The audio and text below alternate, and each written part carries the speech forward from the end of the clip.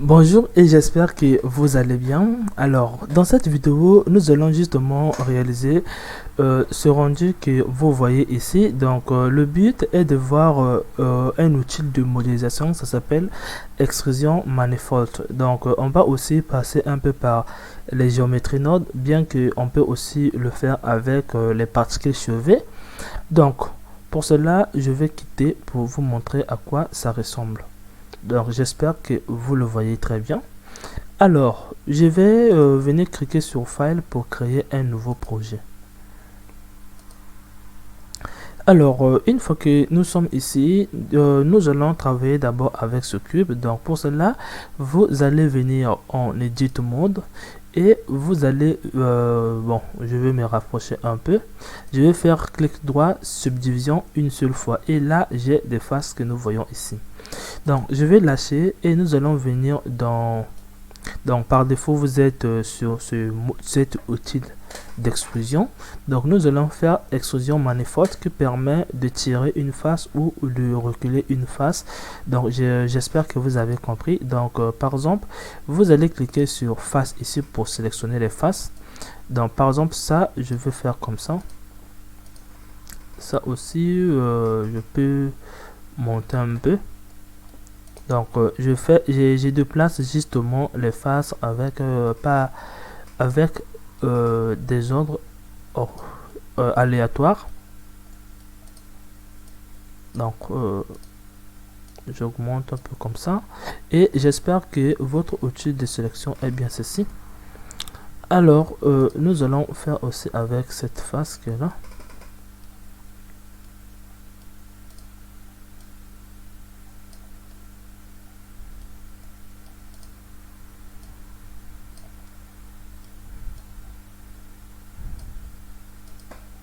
Donc ça, je vais descendre un peu.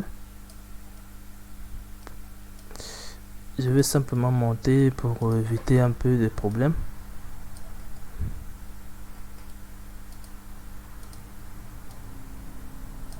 Donc une fois qu'on vient de finir cela, vous allez simplement désélectionner tout.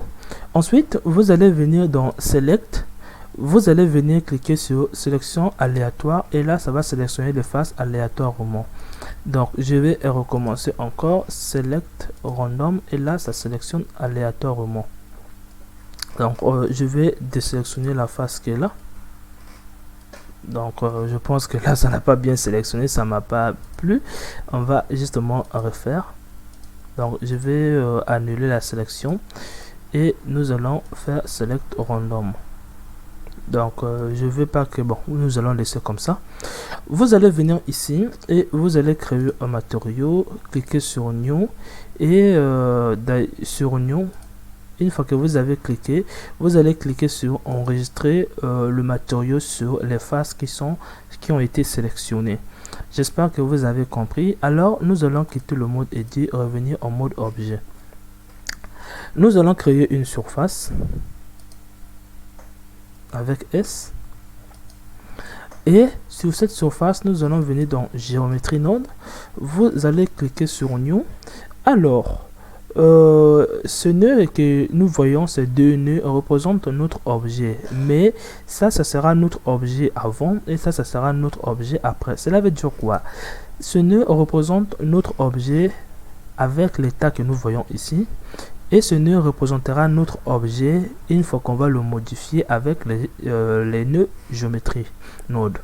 Alors, une fois que vous avez compris, ce que nous allons faire ici, nous allons distribuer les objets sur cette face. Donc, pour cela, bon, pour ne pas voir notre objet, nous allons le transformer en point. Donc, vous allez venir faire distribution point en face. Ça veut dire quoi? Vous allez distribuer des points sur les faces et voilà ces points. Donc ces points, la particularité est seulement que vous pouvez remplacer ces points par d'autres objets. Donc une fois que vous avez fait la distribution, pour le remplacer par d'autres objets, vous allez venir dans instance et faire instance en point. Donc une fois que c'est fait, ça vous demande maintenant ici l'objet auquel vous allez le remplacer. Donc nous, ça sera notre objet qui est là. Donc je viens sur plan, je prends notre cube qui est là, on le met ici. Une fois qu'on a mis, on colle géométrie sur instance. Donc j'espère que vous avez compris. Si vous mettez ici instance, ça va aussi marcher. Donc mettez ici instance au cas où vous voulez continuer les modifications. Donc la taille, je mets ça à 0,0. Donc je vais recommencer les choses à débit. Donc je vais mettre à 1 et 1 pour avoir un peu les objets comme ça. J'espère que vous le voyez. Je vais cacher ceci. On a ça. J'espère que vous le voyez très bien. Nous allons revenir maintenant ici. On a fini avec les géométries node. Nous allons créer un plan. Donc une surface auquel nos objets seront au repos. Une fois que nous sommes ici, le problème est seulement que vous voyez que nos objets ont tous la même rotation. Mais nous voulons que nos objets ne portent pas tous la même rotation. Donc pour cela, vous allez venir dans les géométries node. Puisque nous avions une sortie d'instance, ça veut dire qu'on a la possibilité de le tourner. Donc de ce fait, vous allez venir dans instance et vous prenez rotation. Donc instance rotation, c'est comme si vous utilisez simplement ce paramètre qui est là. Maintenant, puisque nous voulons pas que eux tous puissent avoir la même rotation, donc nous allons le rendre aléatoire. Vous allez venir dans vecteur, dans les utilitaires, et vous avez ici random value. Donc ça peut être un vecteur ou simplement une valeur. Donc pour nous, puisque nous avions x, y, z, ça veut dire trois valeurs qui est représentée par un vecteur, ou simplement ici, si vous voyez bien, nous avons une couleur bleu foncé, donc c'est un vecteur. Du coup, nous allons venir ici indiquer que c'est un vecteur, et là, si vous mettez ici random, vous voyez bien que nous avions des rotations aléatoires. Vous avez aussi la possibilité de changer la disposition qui est ici en venant justement dans distribuer. Vous pouvez changer ici, j'espère que vous le voyez. Prenez la disposition qui vous plaît, et vous pouvez aussi augmenter le nombre d'objets qui ont été disposés. Maintenant, une fois qu'on a fini, on va revenir ici. Nous allons placer Suzanne. Donc pour cela, je vais créer Suzanne. Et donc, je vais faire GZ, un peu GZ comme ça. Et je passe en Y pour tourner Suzanne. Maintenant, pour déposer Suzanne sur la surface, vous allez venir sur les snaps ici. Vous allez cocher ici. Et là, vous allez venir faire face ici. Une fois que c'est face, j'espère que vous avez compris. Prenez le plus proche et non le centre. J'espère que vous avez compris. Donc là, vous pouvez aligner la rotation. Donc si la face est penchée ou encore l'objet est penché, c'est que nous allons déposer puisse aussi se pencher. Donc j'espère que vous avez compris. On va prendre Suzanne G.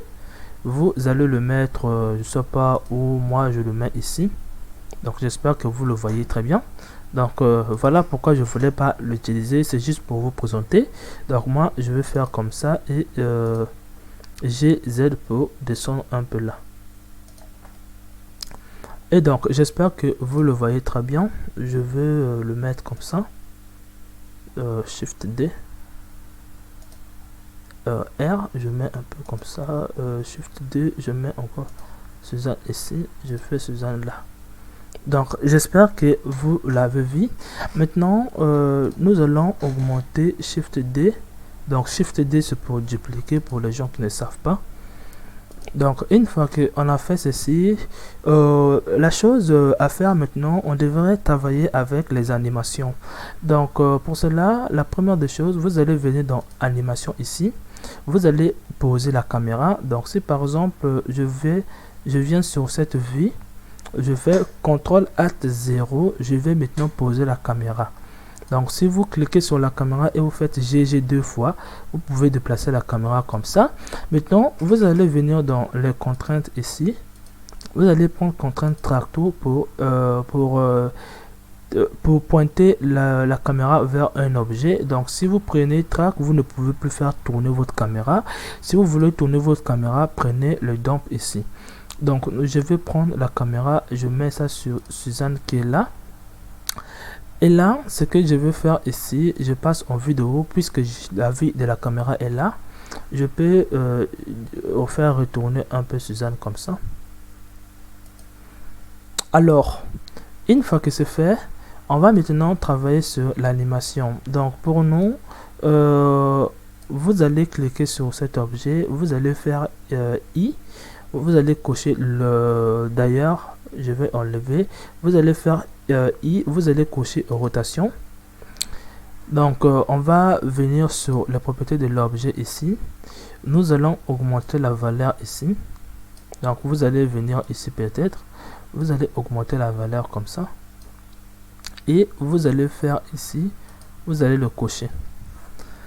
Donc j'espère que vous le voyez. Si vous lancez l'animation, ça commence à tourner. Vous allez cliquer sur l'objet au cas où vous avez lâché.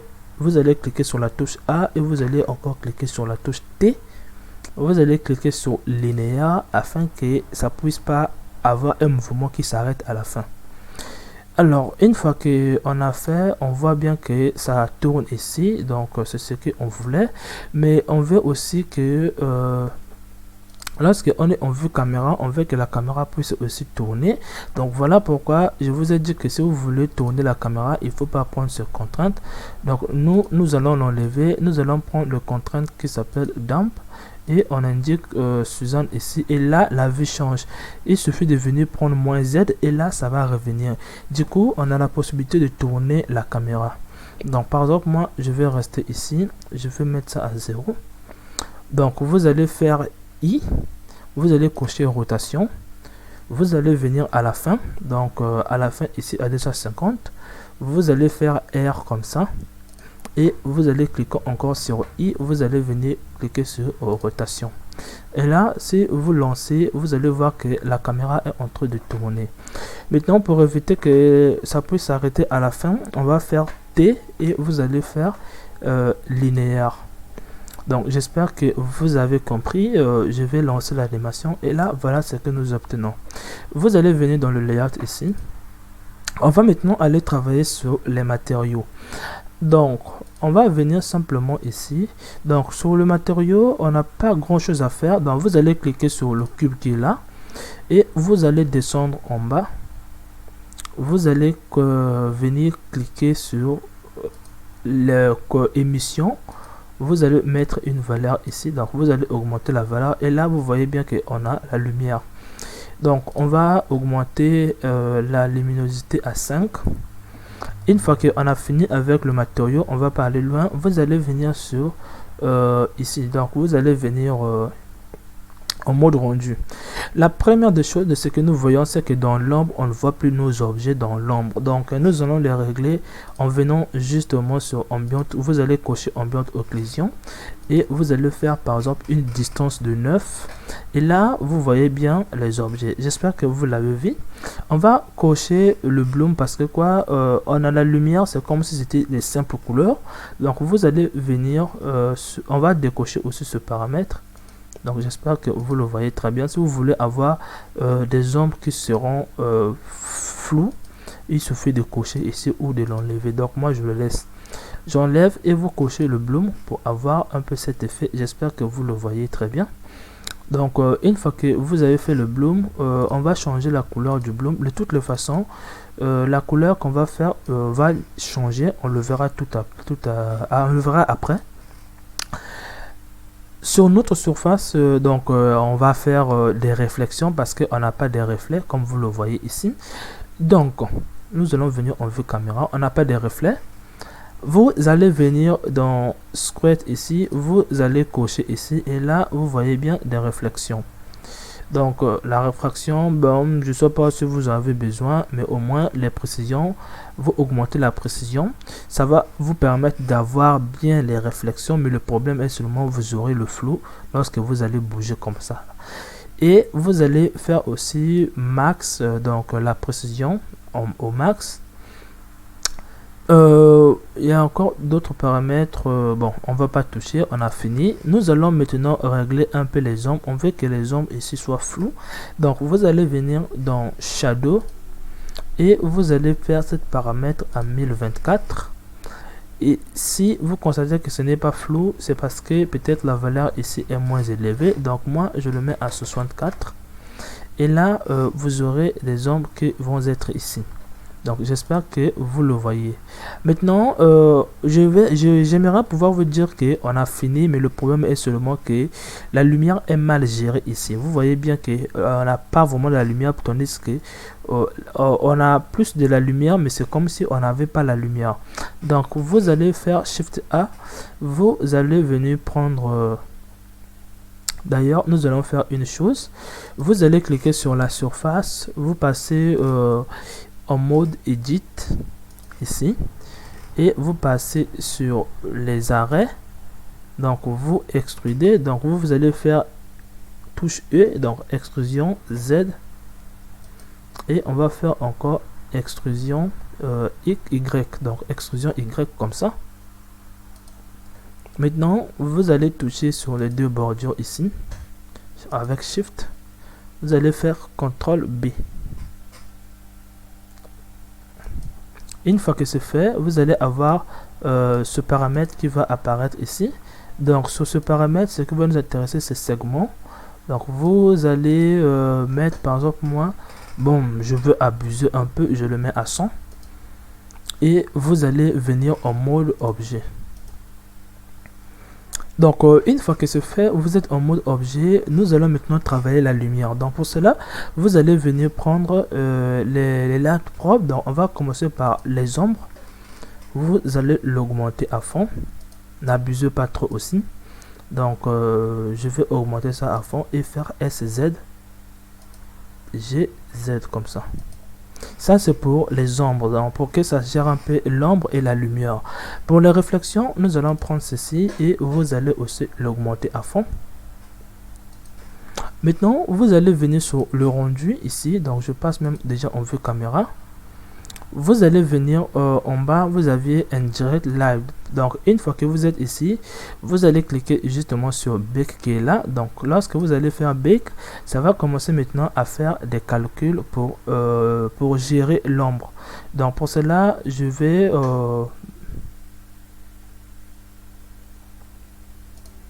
donc je les ai enlevés parce que vous sentez ici on n'a pas la lumière. Donc je vais déplacer un peu cette surface. Donc je vais enlever, je vais déplacer un peu cette surface. Donc pour cela, vous devez faire SX comme ça. Vous devriez augmenter un peu vos lights propres. Et vous allez faire GX. Donc on le ramène un peu de côté là. Bon, on va faire simplement... Oh là là, j'ai laissé supprimer par erreur. SX. Donc une fois que c'est fait, on va lancer le bake, on va faire direct et on va recommencer le bake. Donc après lancement du calcul, vous voyez bien la lumière qu'on obtient. Maintenant on va aussi faire les réflexions de la lumière ici. Donc pour cela, vous allez cliquer sur le bake qui est là pour lancer le calcul pour les réflexions. Donc après avoir lancé les réflexions, vous voyez bien on a la lumière au niveau d'ici. Donc j'espère que cette vidéo vous a plu. Donc on se retrouve dans la prochaine vidéo auquel je sais pas, puisque j'avais dit que je vais commencer à faire seulement des vidéos sur les horizons. Donc on se retrouve à la prochaine vidéo.